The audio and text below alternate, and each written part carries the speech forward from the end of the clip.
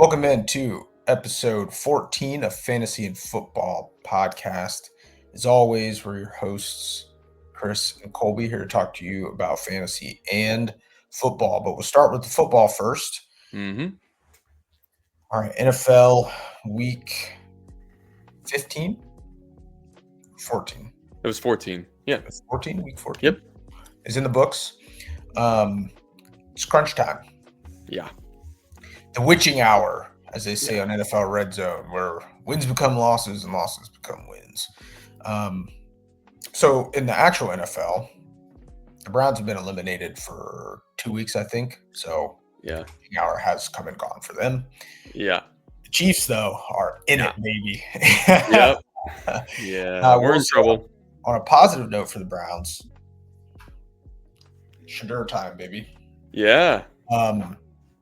Now, because the Browns is the Browns, shout out to Juju Smith-Schuster.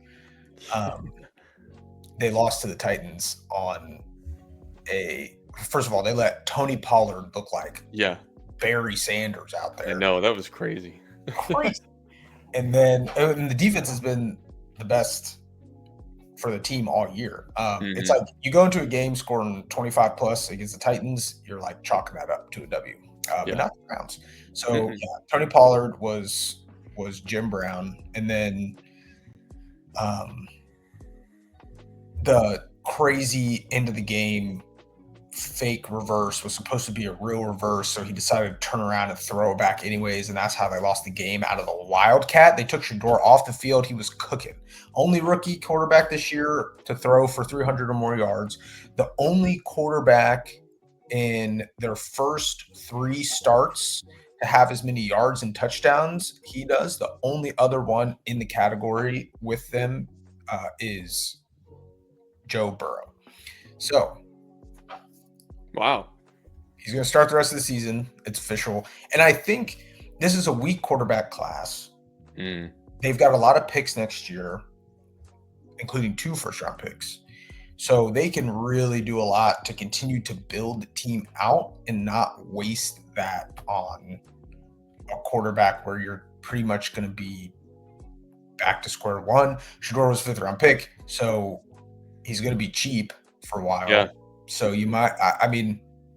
Do you think, though, with the Browns' history, do you think that they'll actually, start him next year or, at least try that in the beginning?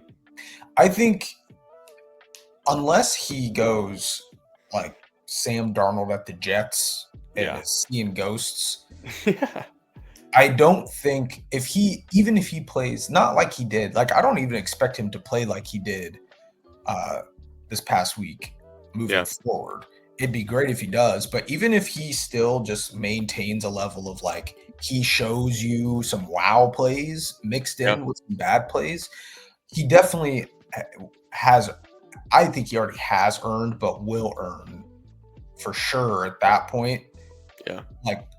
The understanding that we're going into next year and you are going to be in the QB competition. Yeah.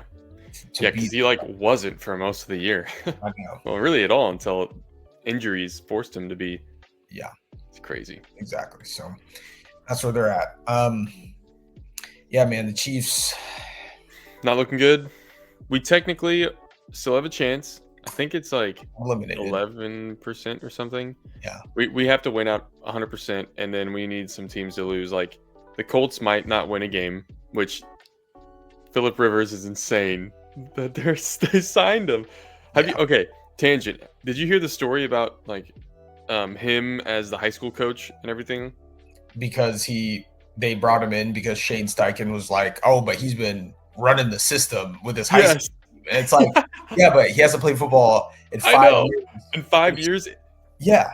Do you remember how he used to throw when he was in his last year that he couldn't even externally rotate his shoulder? Yeah. I saw a video of him throwing today and it looked the same. Yeah, that's crazy. That's so bad. Yeah. Anyway, so we need them to lose. Yeah. We play the Chargers. They need to lose. We have to beat them, obviously, but then we need them to lose again, I think. Yeah, they need to lose twice. It would have been nice if Jalen Hurts didn't just spoil it there. Yeah. And then Travis. Is he done?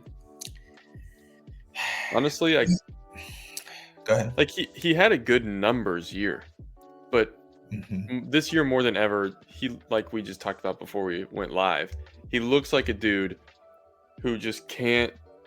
He lost the step, and Yeah. it's just there. It's present.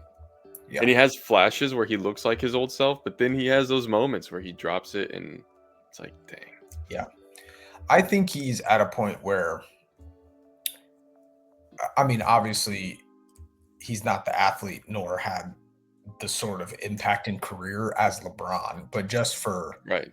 a little bit of a comparison, I think he's in that like LeBron or maybe like that Westbrook, Yeah. Carmelo at the end stage where it's like, hey man, you might be able to knock down a three in the corner, Yeah. but like we can't run the offense through you.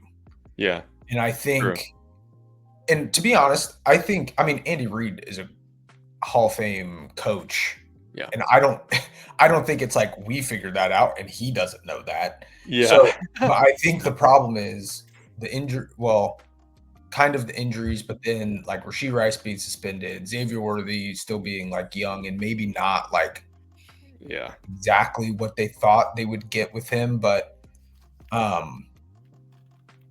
it's tough when other guys aren't available or you go through practice and you're like, well, maybe we Yeah. can't put this whole game plan around Noah Gray and Yeah. Xavier Worthy and Rashee Rice. And I think it's kind of forced them to really try to rely on Travis more. Yeah. I agree. I just don't think you can. I don't think so either. It'll be weird when he retires. Just to like not have him out there. He's been such a staple on the Chiefs. He's just like Mahomes. I mean, he's been a staple for so long. Yeah. It'll just be strange. And it's tough in the NFL more so than the NBA because of what it like. You hear NFL guys when they retire all the time. Like they retire because like non-QBs because they're like, I'm standing on the field, I'm watching everyone run by me, and like guys are getting hit, and they like have that realization where they're just like, I can't do that. Yeah. And then, like NFL players don't like ride off into the sunset like gradually. Yes. And just choose to be like a backup. Like if you're especially if you're at that level, like can't come off the bench. Yeah, I don't think Kelsey is necessarily so from that regard, I think again, he could stand in the corner and hit a three once in a while. Like if he wants to be in that role where he does more blocking and then they only draw up a couple plays for him. But I think his time as like a centerpiece in the offense is done. Yeah, I agree. And also, I just don't think the Chiefs are going to make the playoffs. I don't see it happening. We play the Broncos again and the Chargers and someone else. I can't remember. I mean, we play the Raiders. I can't remember who the non-conference game is, but it was someone good. I remember looking. Yeah. Yeah, that's tough. Weird year. All the memes now with like it's like, oh, you were rooting on the Chiefs' downfall, but you didn't know what you did, and it shows like the Patriots logo. Like, yes, that's good. I haven't even seen that one. That's hilarious. It's just like, dude. They're back.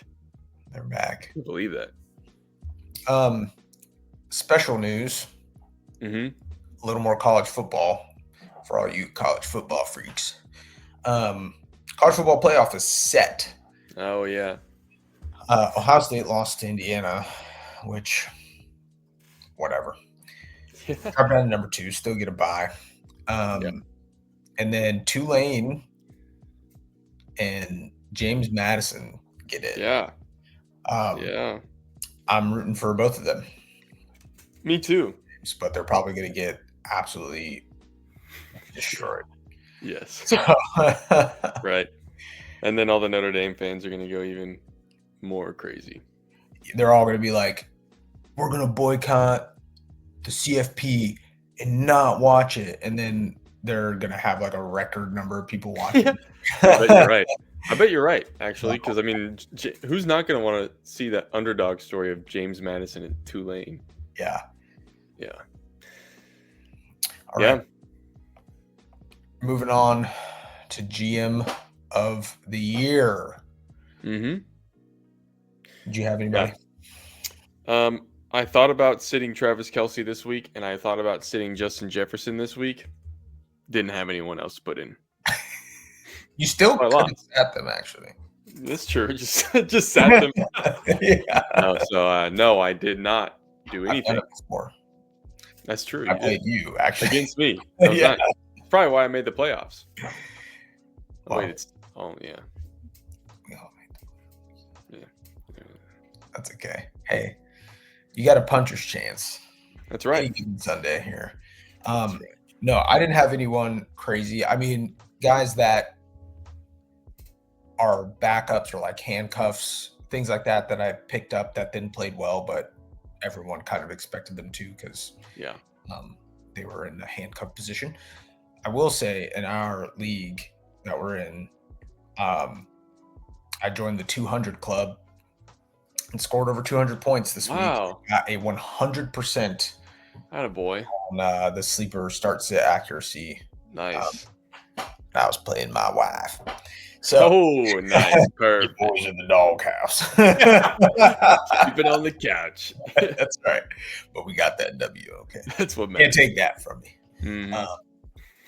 Yeah, I got 100% there. So I feel like my team, we're trending in the right. That's what you want to finish the year strong, baby. You want to go into the playoffs strong. Yes.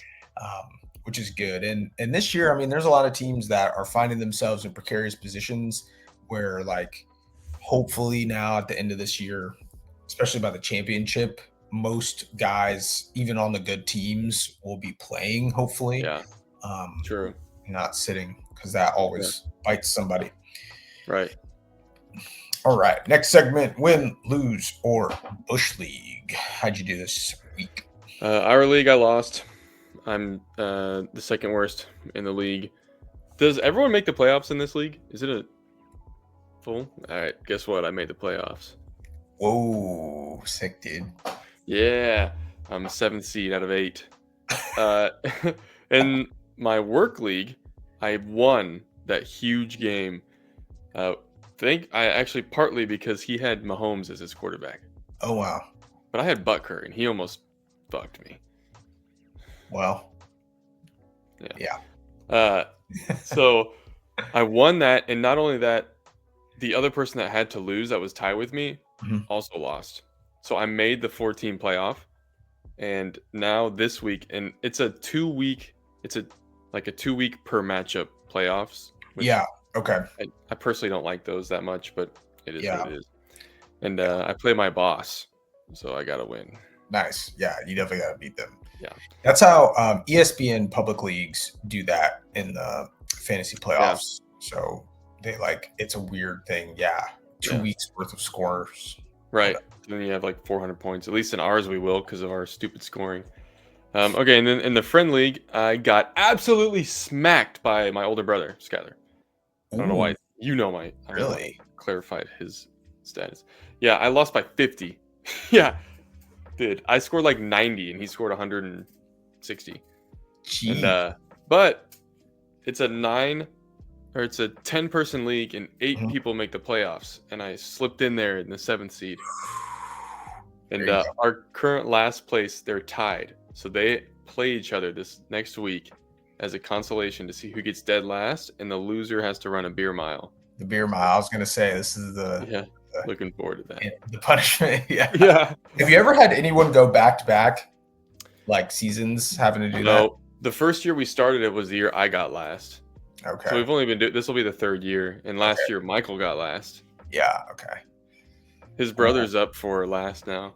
Oh. We'll see. And he was like, I don't think I can physically run a mile, let alone drink 4 beers. Well, it won't be for lack of trying, sir. Yeah, that's right. Yeah. You better win then. Yeah, right? Yeah. Yeah. Alrighty. In our league, won. As I said, joined the 200 club. So that was nice. And my friend league lost in the loser bracket. So the way that we do in this league, because it's a keeper league, where you finish, we don't do random order year to year. Where you finish matters. So in the winning bracket, the playoff bracket, depending on wins and losses through there, the winner of the whole league championship finishes 12th. The runner-up is 11th, and then the seeding goes down to 7th from there, 12-person league. Yeah. And then 1 through 6 is then determined by the consolation bracket. Oh. And you still play to win. So we don't incentivize any tanking. Yeah.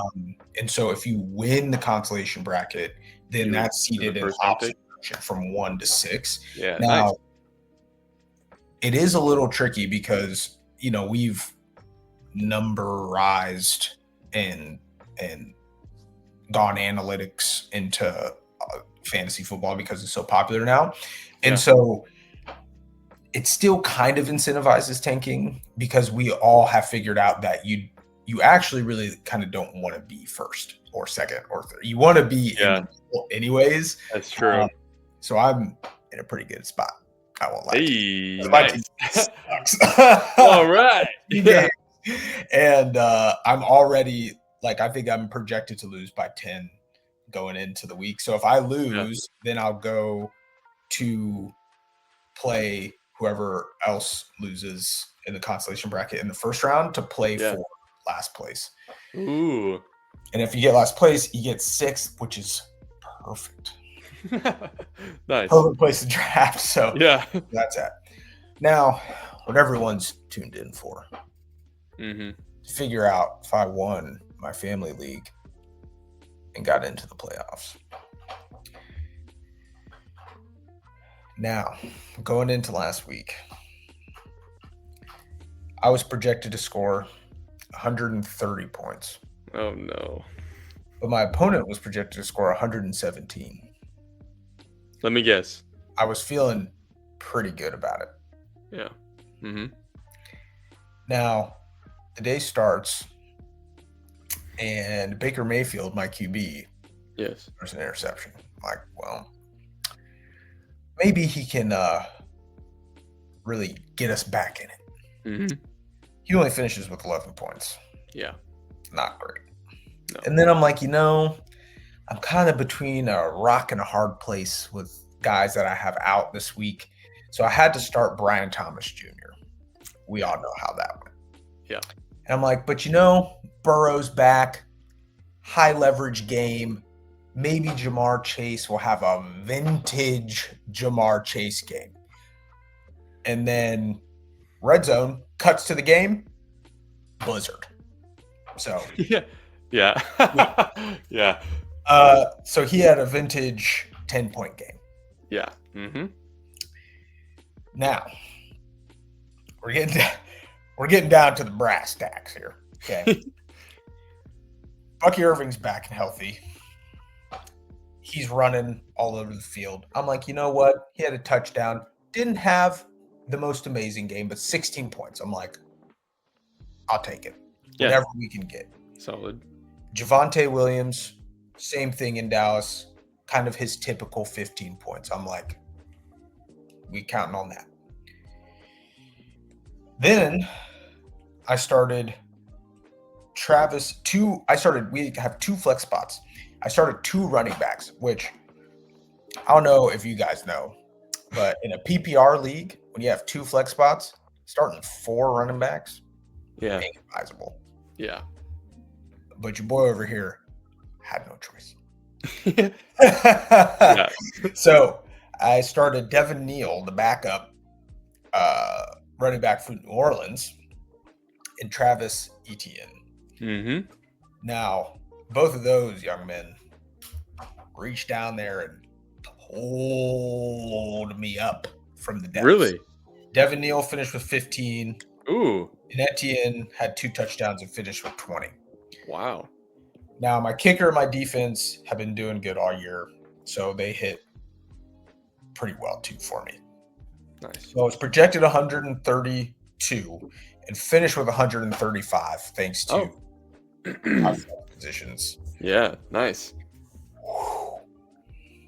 Now, going into the day, this guy that I'm playing has Kyron. Always good. Yeah.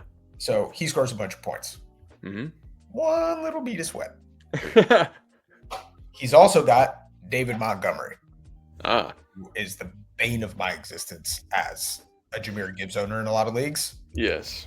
Naturally, he has 15 points. Yeah. Another beat of sweat. Yeah. And then his defense does okay. Now, what really got him is that he also had a lot of players out. And so, again, for all you out there that don't know, starting 2 tight ends, not advisable. One of those tight ends was Travis Kelce. We all know how that went. Yeah. Like so, 2 points. A little bit, wipe one of those sweats off. Yeah. Now, I'm going into Monday night. You might ask, what about the rest of his players, Chris? Well, let me tell you this. Going into Monday night, this guy has Jalen Hurts, Saquon Barkley, Devontae Smith, and Jake Elliott, the kicker for the Eagles. Now, I'm up a lot because half his team hasn't played yet. But that's a lot of firepower. Yes, it is. Any one of those guys, including the kicker, could have 20-plus points or multiple. True. But wouldn't you know it, lucky for me, Jalen Hurts came through. Throwing the ball, fumbling the ball, scooping the ball up, fumbling the ball. Man, can't hit the broadside of a barn. One of those being Devontae Smith. Now, Jake Elliott had a great game. And Saquon Barkley actually did pretty well. He had the long touchdown run. But the Eagles blessed me. Jalen Hurts blessed you. Jalen Hurts blessed me. Yeah. And he only ended with 102 points. And I'm moving on, baby. Let's go! Last spot in the playoffs. That's awesome. Wow. And because I was in the last spot, I'll be playing the best team. Right. To start us off. Well, technically the second best because the first. You can do it. So I made it into the playoffs. Yay. Now anything can happen. But now I got a pusher's chance. Omari and Hampton is back. So I'll have him next week. Everyone, I'm going in really healthy. Hopefully my squad will step up. Yeah. Nice. Congrats. Thanks. We played for 0 money and no punishments in that league. So just a fun time. Just for fun. Isn't that fun? All right, moving on to injury talk. We only got 2 for you today. So Daniel Jones, first one, Achilles has unfortunately left the chat. Yeah, that sucks, honestly. Stepped down on it, he knew kind of immediately. You feel really bad for the guy having kind of resurgence in his career, and then he's like smashing his helmet on the ground. You feel awful. And so we mentioned it earlier, but now the Colts have Phillip Rivers. Yeah. Coming in. Riley Leonard was playing well, but then he got injured too. So yeah. It's pretty crazy. I'm for sure gonna watch their next game. Absolutely. I want to see what he looks like. If he gets named the starter, I can't imagine. I mean, who else do they have? Like, I actually don't know. You have the whole unsigned NFL. There are guys sitting at home who are like 20. Yeah. And I don't know, like active NFL players that have played football recently. I thought maybe they'd try and get Joe Flacco. But I know they can't like trade. You can't, you can't do any trades. The Bengals would have to cut him. And then even with the way like the waivers are by this point, I don't know that he would clear in time to bring him in and work him out. I don't know. Maybe in a pinch, but even still, if something like that were to happen, I mean, it just makes no sense. Yeah. At all. It's pretty Honestly, crazy. he's a big guy, but I mean, 44 hasn't like when you haven't taken contact like that I know. That's what I'm like, what's this gonna look like? in Is he 5 gonna years. get Like, hit? hope he doesn't. Yeah, like I mean, he retired because he's got all his kids, his family. He's doing all that, and like I you hope know, he doesn't just rupture his Achilles on his first attempt to scramble. or something worse, man. I just Right. yeah, We'll see. Well, if we'll he see. plays. We'll see. Yeah.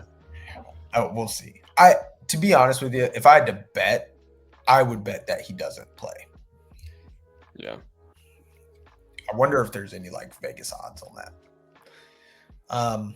All right, and then the second one we got is Zach Ertz. So nasty hit. Exploded his knee. Yeah, hyperextended it pretty well. Okay. A little bit of hyperextension, and a little bit of kind of a Ferris almost kind of hit from the inside out and a little Yeah. bit back to the front. Or from the front. Yeah, did I say that right? Front to the Yeah. back. Yeah, just nasty. As you said, before we got on, not even like his foot wasn't planted. He jumped up in the air. The guy hit his leg, and it still did that. Snapped. Just feel real bad for the guy. Kind of Oh yeah. was an Eagles legend. Left, found a home in Washington. Was like a key part of their offense, like a key part, and kind of had a second breath of his career there. So obviously it raises the question about whether he'll come back or not to play, but feel for the guy. Right. All right. That was injury talk, which means it's time for the coronation quest. Very nice. Okay, we got week 14 in the books here. These are coming down to the wire. Some of these guys are repeating, some are new. Actually, I don't know if any of these are new. Oh, well, yeah, there definitely is one new. Yeah. So the first one, King of the North, most fantasy point score week to week was Josh Allen, who's been on that. Say something about Josh Allen. I have Josh Allen in our league that we're in. Yeah. It is so nerve-wracking and like annoying. Yeah. To have every Bills game, they go into halftime and Josh has like 8 points. Yes. And then he somehow has 40 by the end. Yes. Sometimes he finishes with like 12. Yeah. But yeah. Yeah, he's been on there a handful of times. I don't know if he's leading now or anything. Okay. Mm-hmm. Goblin King, most touchdowns was Jahmyr Gibbs. He's for sure. He was on that like 2 weeks ago. Mm-hmm. Hand of the King, another repeating person is Michael Wilson. Mm-hmm. Most catches, Cardinals. Going back to back here, the Seahawks are the Shield of Rohan. Best defense. The Lisan Al-Gaib is Aubrey from Dallas. I didn't even tell you this. In the week this week when I played that guy and needed to win, the only one of our entire teams that played on Thursday night was Aubrey, who had 21. So I was like, I'm gonna lose. It's like his kicker got 21, but then pulled it out. The Reaper, most rushing yards was Tony Pollard, like we talked about, out of nowhere. Yeah, Marshall Falk. Like 170 yards. Jeez. Yeah. It's bad. And then our personal favorite, the Creature Golem. The Creature got him. Yes. Bashal Tootin? Is that how you say it? Bashal Tootin. Mm-hmm. Bashal Tootin. Running back for Jacksonville, he had 2 carries for 5 yards and a fumble. Yes. Not ideal. Which is crazy because he's had some like really good fantasy games. Yeah. But just a bad night for him. Mm-hmm. Well, nice.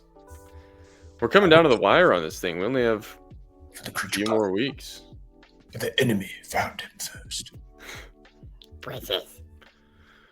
They tortured him.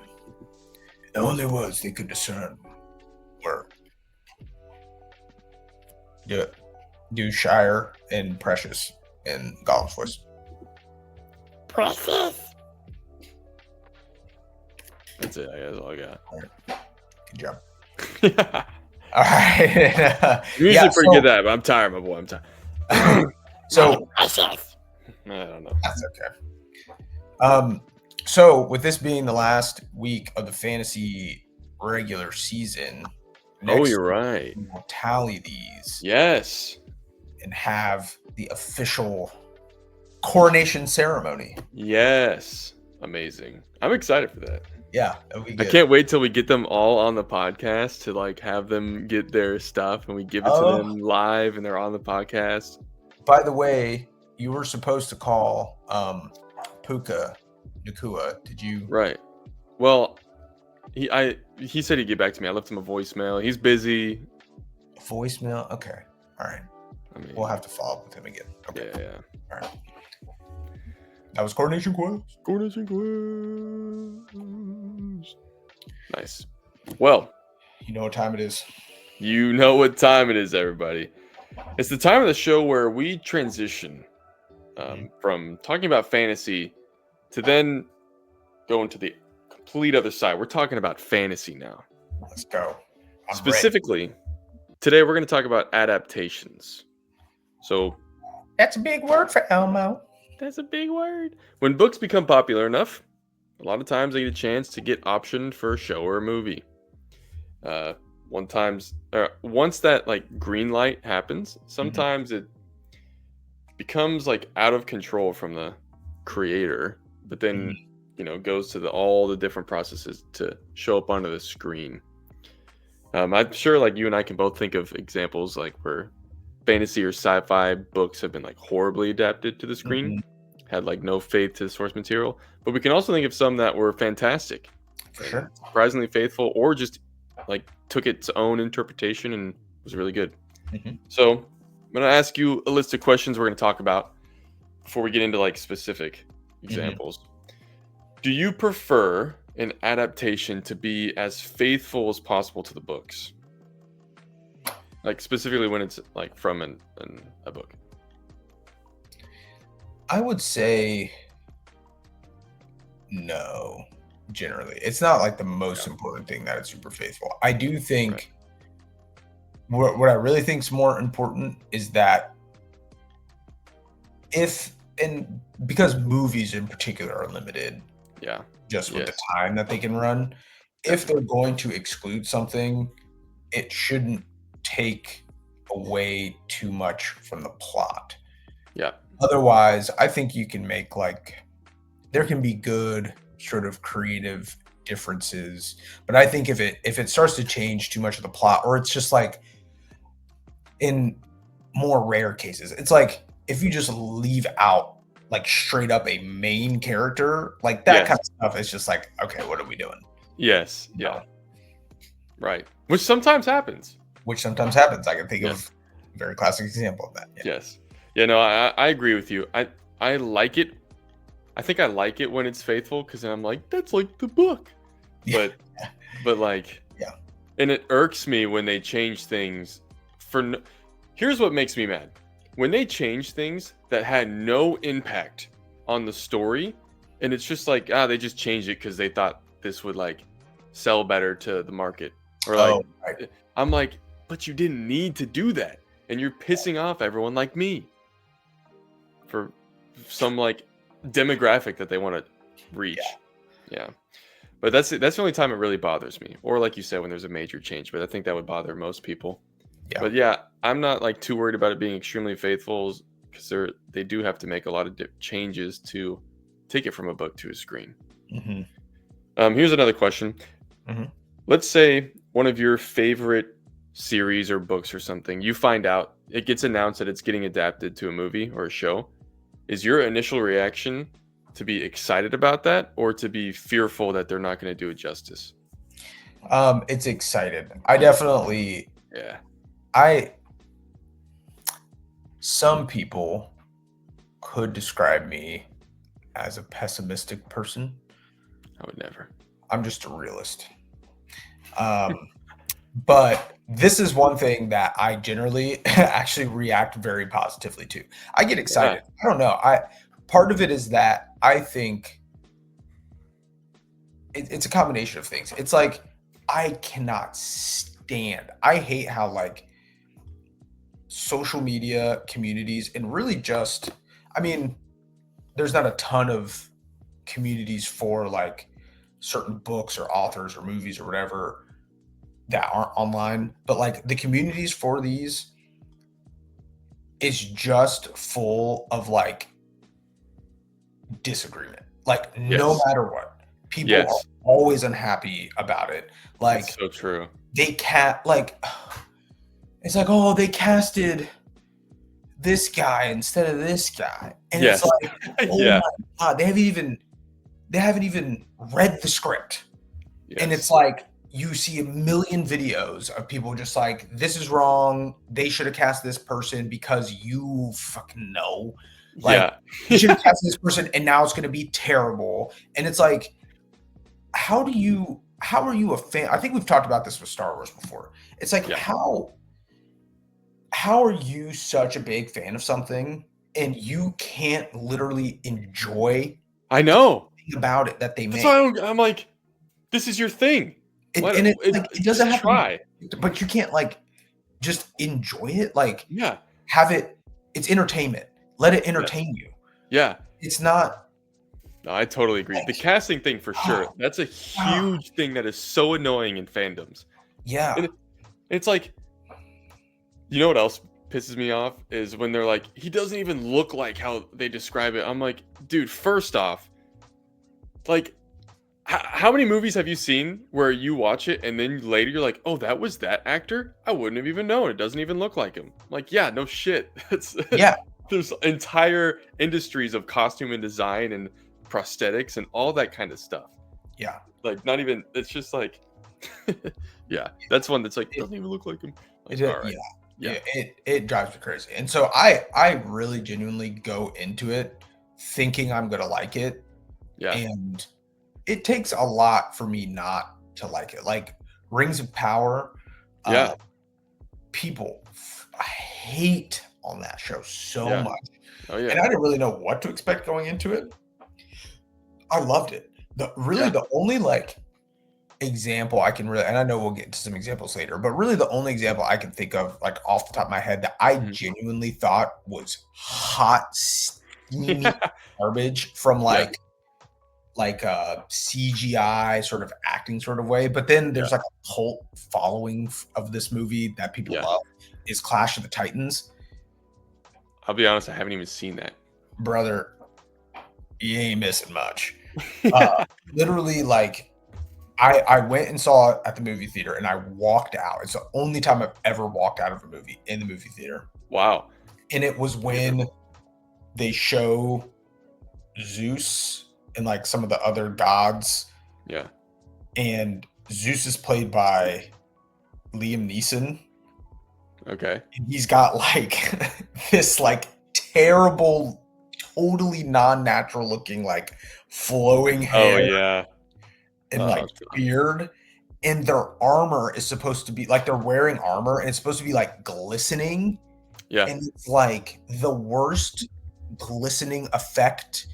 It looks like they like I don't know. It feels like a studio in like the 70s could have made it look better. Like Oh, that's like awful. you think something's wrong. You think like, oh, like obviously it got messed up somehow. It's terrible. But on the whole, I generally feel positive about when they get adapted because I'm like, it is exciting. It's like, okay, finally, like, you hope to do a good job with it, but it's like you get to see how someone interpreted the same thing that you read. Yes, I get excited too. I'm always pumped when I hear stuff about series that I like. Like I always send it to my brothers. I'm like, look, but yeah, I agree because it, like you said, it's just another example to have other people join in something that you like and get to talk about more people with. Yeah. Okay, we're gonna do a little hot takes session here. Do we agree, disagree? Some of these are things that I've heard people say to me, and some of them, at least one specifically, is one that I have that I'm curious what your thoughts are. We already talked about one of these, so because the first one was like film adaptations should remain as faithful to the books as possible. We already talked about why changes have to be made. Mediums are different. you can't do a lot that you do in books that you can do in movies, vice versa for the other way around. Here's one. The book or books is always better than the movie or the show. That's something I hear a lot. Ooh, I hear that one a lot too. Specifically after you answer this. Okay. Actually, you go ahead first. I'll tell you after. Okay. All right. No, I'm gonna go first. Okay. Okay. What do you want to do? You know that meme that goes around where it's like saying all of my husband's buzzwords to like make him pay attention, like where it's like on the phone. It's like, yeah. Reading book, and it's like, what? Yeah. There was a patient with another therapist, and it was like some Harry Potter books. I'm like, and then, yeah.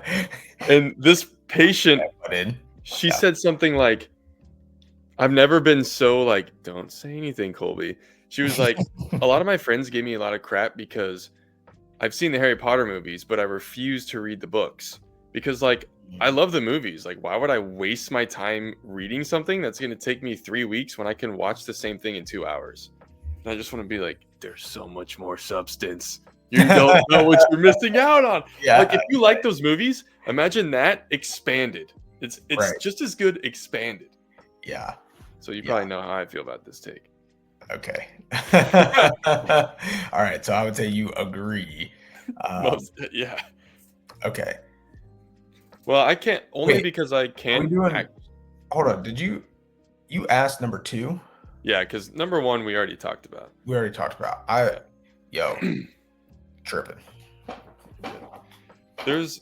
I like also cannot think of an example of a movie that I've also read the book where I didn't like the book more just because it has the availability to go more in depth that the movie just can't afford because it can't be an 8-hour movie.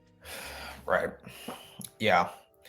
And that's a valid point. I think this is arguable for that reason. I think you can legitimately make an argument in either direction. Because as someone who loves movies, like I love movies, I think there is something to be said generally about what people enjoy as a medium too, right? Like, yeah, that's true. Some people I have a patient right now who is your age, our age, who's never been to a concert ever. Yeah. And she's just like, yeah, music's okay. Right. It's like, okay. Yeah. Totally subjective experience. Right. So I think on one hand, like for me, I just as a medium love cinema. Yeah. It's fantastic. So part of me, and maybe that person you were talking about, right? It's just her thing. Yeah. She loves to sit down and watch a movie, and if she reads a book, she'll fall asleep, right? Yeah. I know someone who used to be like that. So I can argue it from that point. Yeah. So that's where I would say I disagree that the book is always better. I would say there are definitely examples of both where the book always is the key word. You're right. Yeah. But then it's like you get. I actually have one later, specifically a movie that I know is better than the book for sure. Okay. Yeah. But the last point I was going to make about this too is because we can't stop using Harry Potter as an example. Yeah. Is millennials. We're millennials. We grew up with it. But that actually is my point, is that a movie, like when you read a book, as good as the characters are, and like J.K. Rowling actually isn't the best example of this, but someone like Brandon Sanderson or Pierce Brown who can write the hell out of a character. Yeah. Like that character is very solid, consistent throughout. They have a good arc. Like, you feel like you know that character. No matter how well someone can do that in a book, it will never be the same as like attaching that to a real person that you see on screen. That's true. And then you develop like that. I'll be honest with you. I would bet if they never made Harry Potter into a movie, people would not talk about Hagrid. Oh yeah, probably not. Well, yeah, no, I get what you're saying.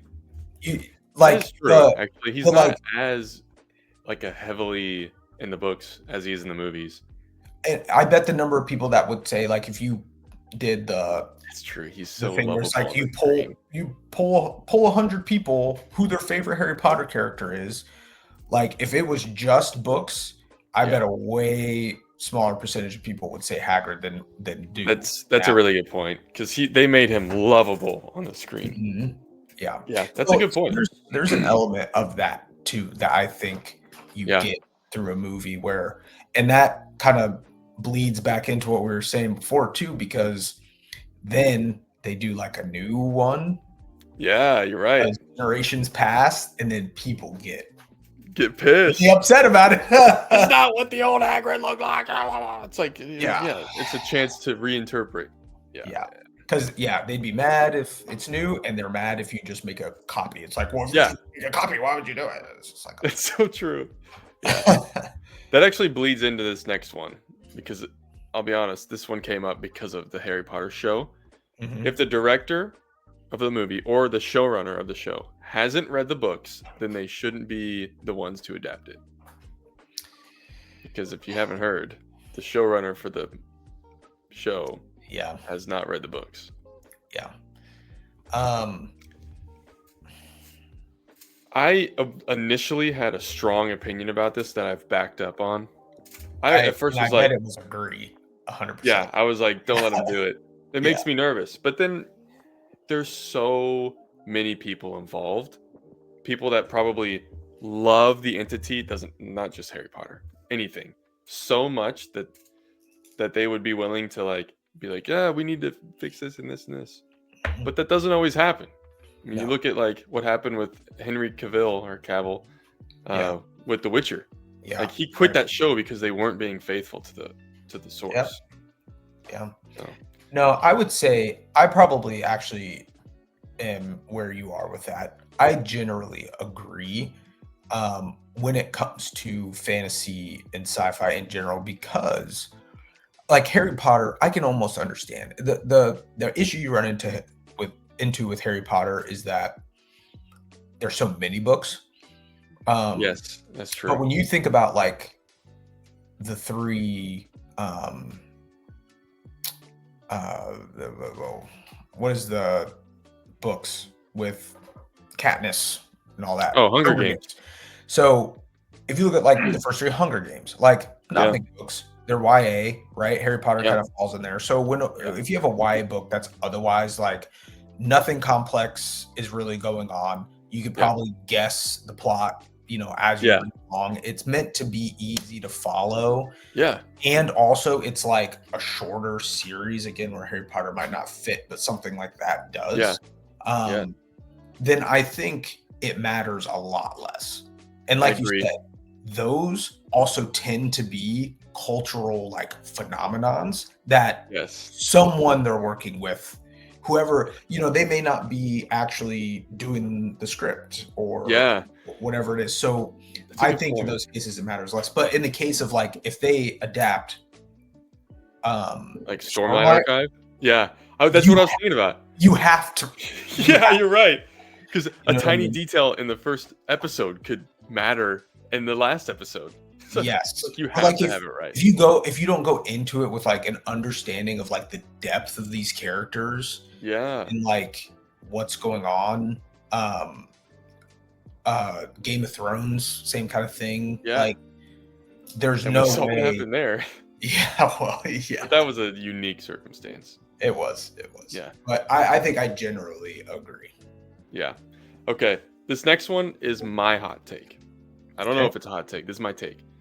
The author of the book should have the ultimate authority in greenlighting major changes to the plot during the filmmaking process or show making process. All right. If you're you wanna making a go major first? change, they should have the ultimate green light to let that pass or not. Right. Okay. So since yours is a really hot take, do you want to go first or you want me to go? You can go first, and then because I have a specific example of where this failed, and I want to talk about it. That irks me. Okay. Generally, yes. the only like annoying kind of thing that I think about with that is contractually, like, Yes, I almost said legality not applied. yeah. So Because you do legality not sell your applied. movie rights when you sell that. So you technically are like, it's not your entity anymore. Yes. Yeah. So okay. So yeah, let's remove that because that is annoying, because but that is very that complex. affects it. Yeah. Yeah. Yeah. I would say all things being equal, major changes. I would say they should get at least be consulted. Yes, I agree. I think they should have the ultimate authority. Personally, also being a writer, like Mhm. I couldn't imagine changing a major plot point. Here's an example, and it's actually Brandon Sanderson. So, The Wheel of Time is a Mhm. show on Amazon. Mhm. It's a very beloved book series, a fantasy series, epic fantasy, Right. written by Robert Jordan, who sadly passed away before he finished. Brandon Sanderson finished the series and was heavily involved in the show as a consultant. He did not have ultimate authority, Mhm. and he was very like outspoken about his opinions. He's like, I'll give it an honest review. I'm not gonna like, but he's like, they did things that I told them not to do, and they still did it. Mm, What I'm yeah. about to say, I don't know if that's one of those things, but I would imagine it is. This is kind of spoilers, but it's like within the first 100 pages of the first book. There's a Mhm. character, I won't say his name in case you want to read it or others, who their farm gets attacked, and while he's like struggling, he has an axe. He's a blacksmith apprentice. He accidentally kills his blacksmith master. Like he swings to hit this thing and it hits his master instead. It kills him in the book. In the show, and now let me preface this by saying later in the books, there's like love interests that he gets involved with, all this kind of stuff. Normal. He's like 18, I think. Mhm. But in the show, they changed it so he accidentally kills his wife Oh my. instead of his blacksmith. And I'm like, that fundamentally changes a person. Like, Yeah. yeah, no matter what, if you accidentally kill someone, that's gonna fuck you up. But you killed your wife. Like, Yeah. and he like holds her in her arms and she's like bleeding out of her mouth and like watches her die. And I'm like, that and that character is known in the books for like being somewhat like calm-ish and level-headed, kind of. There's other stuff, but like, I'm like, dude, that guy's fucked now. Like, you Yeah. can't tell me he's gonna be calm and level-headed. Right. Right. And it's like, That's a big thing. Yeah. yeah. And there were a lot of things about that show that kind of went. I made the mistake of finishing that book and like literally the next day watching the show, and I don't Mhm. think that's a smart thing to do because of the inevitable differences. But yeah, that like that. If I was the author, I'd be like, no, you can't do that. That's Yeah. insane. Yeah. That is too much. Yeah. It's too much. And I think about leaving a big character, like a main character, out of a story that does change a lot of things. It doesn't change the outcome, but Yeah. it changes the story a lot. Yeah. Is Peeves, the poltergeist, Yes. in Harry Potter, is Mhm. throughout, and a lot of reasons things happen Yeah. is Just, like, because now strip they all of don't that out. change what happens. Like, Yeah. consequences are the same, and Mhm. kind of it flows the story along, but Peeves is like, I would say, a main character in the story that they Yeah. just out. And if you never read the books, you'll never know. Right. You literally would never know that Peeves Yeah. was the person. Tom Bombadil in Lord of the Rings. That's Yeah. one that people talk about a lot. Yeah. But yeah. Okay. That's me- crazy. It is crazy. That's why I'm like, they got to be more involved. And he was a consultant. That's why I'm like, I think it should be like an actual. You need to work it into your contract. where Yeah. I have the final say on major changes. Like Yeah. that. Yeah. And that goes back to my very first point where I'm like, there was no need to do that. Like, Mhm. what demographic are you trying to make him more sympathetic to people? It's like, oh, he killed his wife. That's horrible. I'm gonna like this, root for this guy more. I'm gonna root for him if he accidentally kills his like mentor, master. Also, Yeah. It is. And that's where it unfortunately gets into that, like movies are a medium like artistically. Yeah. But it does, and TV shows, because this is a TV show. Yeah. But probably even more so with TV shows. Like, yes, it is so much more than just like just telling the story. Yeah. Because those shows, like, if they don't hit the numbers, they get canceled immediately. Yeah. So they're doing I'm sure they're doing all these crazy demographic tests, all those types of things. Yeah. Okay, let me look at the rest of these because I do want to get to the specifics and we're kind of getting low on time. Yeah, some of these aren't that crazy takes. So let's do this. We're going to talk about some of the most famous adaptations. We've already talked about Harry Potter a lot. So we don't have to do that one unless you want to. Yeah. Do you like it? You like it? Game of Thrones. Yes. Adaptation. You like it? Do you not like it? Did you like the way they did it? Yes. Oh yeah. I mean, the first book and the first season are identical. Like they got it 100%. Yeah. Right. So I do like the way they did it. And again, it's better for a story that has that like breadth to it. Yeah. I agree.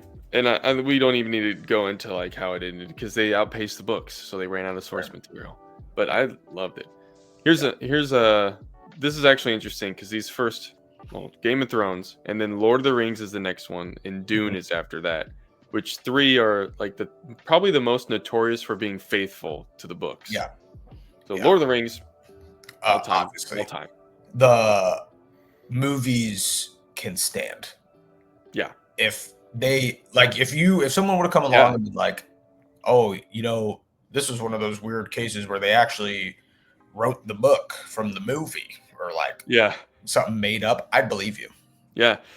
This is one too where like I'll talk to people who are book nerds or like fantasy nerds, and they're like, yeah, I've watched the movies, but I've never gotten around to reading the books. I'm like, you might not like the books as much as you like the movies. Like full stop, because it's a different writing style than you're probably used to, but the books are still amazing. Okay, Dune, the new Dune, not the like 80s Dune. I was gonna say it's like the worst adaptation. They were limited, and they were doing like some OG Planet of the Apes style. Yes. Dude, the new Dune movies are absolutely freaking sick, dude. Some of my favorite movie going experiences ever. Yes. So epic. You got that popcorn bucket, didn't you? Yeah, dude. The little shot, dude. Yeah. When I was in the theater, the first time he rode the worm, I remember sitting there like this epic thing, and I'm just like, this is the first time in my life I felt like I'm in a fantasy world right now for real. It's like, this is so sick. Yeah, I was like, so cool. When he fights in the second one, yeah, like when he does like the when he gives like that speech when he's like in the caves, yes, and he like it is written is like speaking in their native tongue, and then like he's like, I'm pointing the way, like all that, and then his fight with I can't remember anybody's names anymore. It's been a while, I guess, since I've seen it. No, he's fighting the Harkonnen. Yes, I know. Austin Butler. He's fighting Austin Butler. Yeah. Baldo. Yeah. And that whole fight sequence was sweet. Like the B-roll of that movie, like it's the so landscape, amazing. Everything is just like their budget was like $1 billion, but it's like you said. That is honestly, I think, a perfect movie, a perfect adaptation. There's not a single plot point where I'm like, you should have done this instead just to make it that much better. I'm like, dude, give it to me again. Give me more. Oh yeah. It's fantastic. You know what I love about it? That I really do feel like Dune specifically opened the door for a lot more epic fantasy because it made so much money. The high up executives, they don't give a shit about what people like. They just want to make money. Probably. That's probably a generalization. But Dune made so much money that I feel like they're like, hey, this like nerd shit works. Even though Marvel's been doing it for years. but on like a grand epic scale now. Yeah. It's like And not it's formulaic. like, comics are different. That's true. They're very formulaic. They know that those hero journey. Yeah. Anyway. Mm-hmm. Yeah. Dune hits. I put Percy Jackson on here because it had those movies, and now it's a show. Yes. Recently, I will honestly say, I see a lot of people on like rave about Percy Jackson books. Yeah. I've never read any. When when the Percy Jackson movies were coming out, and then now this show, I'll be honest with you, it does not look interesting. Like, it doesn't look like something that I would enjoy watching. Yes. But I have thought about, just because people talk so positively about the books, I have thought about, like, they're low down there on my TBR, just because people do really like them. I'll tell you this. One of my really good friends, that's his favorite series of all time. He read them when he was the right age demographic. He was like middle school. Mm-hmm. I tried when I was in middle school, but I wasn't really a reader back then, so I fell off. I recently, like NPT school, audiobooks, the first one, and first time ever that I didn't like the reader so much that I didn't finish the book. Oh, wow. But that being said, another reason I put this on here, so I guess I've read like the first 3. I did in middle school, but I don't even remember them because I was a bad reader. But the movies notoriously get trashed online by people. Like, they say they're really, really bad adaptations. But then I've heard that the show is getting really good responses, and like it's redeeming the series. Okay. I haven't seen them, but yeah. This is a side thing about this, and then I'll get going because of our time. In the first book, Percy Jackson, he's like a middle school kid. He climbs up the St. Louis Arch, and then this like god is hitting it over, and it's starting to fall, and he jumps across the Mississippi River.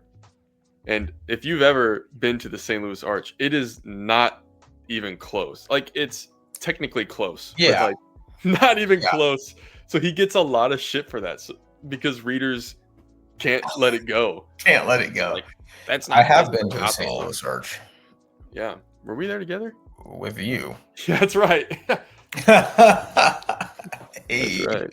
So I do know. That's actually really funny, though. I know. There was a series I wanted to talk about real quick. Yes. Before, because we were talking about when we were talking about creative license. Oh, like a showrunner will have over a book. I think that can work really well in certain circumstances, and that circumstance is if the book or books aren't written, like, forget epic fantasy, they're not even written really with like a ton of structure, right? Like, they're small. I know what you mean. It's not they're formulaic. They're more like they're like conceptual. Yeah, almost like they read as like rough drafts, right? Yeah. And so the show, Apple TV, shout out Apple TV, man. Their sci-fi and fantasy shows are fantastic. Oh yeah. But two on there that I love, where they take a lot of creative, like, it's one thing to be like, oh here's this world, and we change things by like taking them out or like pushing them together. Whereas in these, they're like, there's like some good bones here, and we can like add all these things that don't change really the main story, but they help fill holes because the holes are there. Yes. Or just like as additional like side quests to the story. But Foundation, fantastic. Yes. And Silo, yes, fantastic. A lot of things that, so I haven't read the Foundation series. I have read the Silo series. It's really called the Wool series. And Wool, like, watching that first couple seasons of Silo, I'm just like, none of this stuff happened. Like Yes. Generally, the plot's the same, but I'm like, they've Right. added to it so much, but it's so good. It Yeah, works which is really interesting because I have not read them, and that's one of my favorite shows, well. like Yeah, all time, full stop. So it's yeah, like interesting. Yeah, yeah. that's a very Honestly, good point. the Wool series, like, it's cool to see how it ends, like Yeah. to get to the end, but it's otherwise like they're kind of boring, to be honest with you. Yeah, I remember you telling me Yeah, that. Yeah. yeah. Okay, real quick, we got 3 more. 2 of them are basically the same thing. This one, the first one though, I want to talk about because this is an example where the movie is undeniably better than the book. Is The Princess Bride. I haven't read the book. I gotta I've say never that. read the book Yeah, either. but I've never read I've it. listened to so many, like even authors, talk about Yeah. how the book just isn't that good and like doesn't even have a real story and like doesn't really have an ending. Mhm. But the directors saw the bones of it and were like, "Ooh, we can Yeah, make something good." And that's like and they did. such a Dude, good Princess movie. Bride is so good. It's so It's fun. amazing. I watch Yeah, that. That's a movie that I watch a lot. Like yeah. probably like Same once here. every year or two. Probably like every other year. But yeah. Oh, we watch it probably like 10 times a year. Right. That's the difference between I don't even watch movies Yeah, anymore. Like hardly ever. it's Okay. Last one. Stephen King has a ton of stuff adapted. But there were mhm. 2 in here specifically, It and The Shining. Have you read any of those books? Do you know anything about them? uh uh Like as do you know much as the ending like of It? pulp pop culture Yeah. And like these are technically references, like I know the movies through the pop culture references, but yeah. I've never seen either of them. Oh, you haven't seen the movies? The No. Shining? Oh wow. And Well, that's one that I should watch, but The Shining's good. Kelly It's is just the creepy. most scared person. So The Shining's a at this good point, I'm level of watching it by horror. myself if I'm doing it. Yeah. But in the reason I put these in here is because they are fantastical, even though they're horror. But Mhm. the kids of It, I don't know if I can even say this on YouTube, but how they defeat the thing is they like have an orgy in the book. Stephen King was on a lot of cocaine when he wrote that. They have an orgy in the book. Obviously, they don't do that in the movie. They just like say they don't believe in it anymore, and it like dies basically. But that's where I'm like, that's a good call not to include That's that. a Yeah. good call. All And right. then The Shining gets like super like paranormal. Like it kind of Mhm. already is in the movie. He gets possessed by like he kind of just goes crazy cabin fever in the movie Yeah. and then like tries to kill his family. And there's Mhm. some weird scenes with like the twins and this like mirror with this old lady. But in the book, there's like ghosts and like ghouls and demons that like are Mm. physically present. And there's a lot more that happens before the ending that I also am like, that's a good change to not include. Yeah. Man, I would have gone my whole life not knowing that about it. Yeah. Now you know. That's crazy. Yeah. Yeah. Yeah. All right. Well, that's all I got. That was good. Yeah, that was fun. That was We good. went a little overtime. Adaptations, yeah. And what are, some adaptations obviously that we're looking Oh for yeah. hopefully one day. Red Anything Rising, Brandon Sanderson. Miss Red Bourne, Rising. Stormlight. Here's a bonus question. How do you feel about adaptations with like real life versus Oh, yeah, uh animated. and That's a animated? Yeah. great question. Oh man, we could do an entire thing on that. But I think it totally depends on the story. Mhm. And I've actually heard some really compelling takes about this where it's like it was the compelling take I heard was you should always try live action first Mhm. because if it flops, they're still way more likely to greenlight an animated show after that, like in however many years until the people forget, but not the other way around. They won't Mhm. greenlight adaptation if the animated fails. But no, I think it depends on the story. I think effects are getting so good nowadays that it's almost Yeah. becoming possible to do it. Yeah. But then, like, here's it. Okay, one more thing, and then I'll let you answer your own question.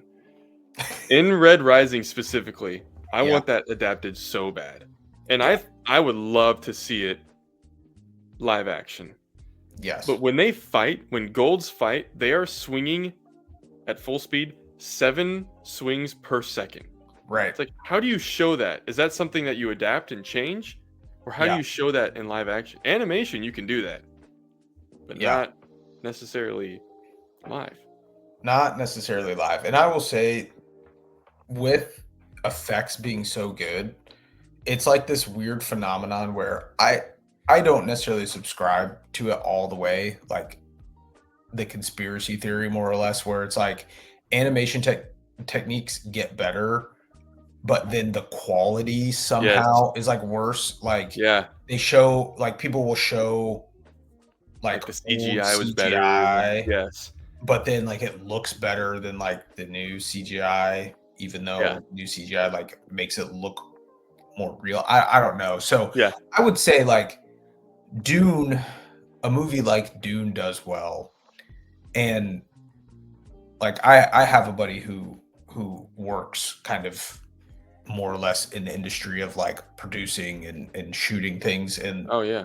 I remember like he would always say, like, it looks, if you're gonna use CGI, make everything within reason real and then use the CGI. Like the more Yes. you can just use Yes. it I agree that's with that. real, then you can do the CGI off of that. Because once you just start CGIing everything, you end up with a movie like Black Adam. That's Yeah. just like it's a cartoon. It's like Yes. everything just looks like a cartoon. It looks Yes. terrible. That's Or, also like the Hobbit movies. yeah, I was about to say that Hobbit versus Yeah. the original trilogy. Yeah. It's a prime example. Yeah. The most Yeah. the most horses ever assembled for a Hell movie. yeah. Baby. They were real up in there. The Men of Rohan. That's right. So, but then like War of Rohirrim as sort of anime style, Dope.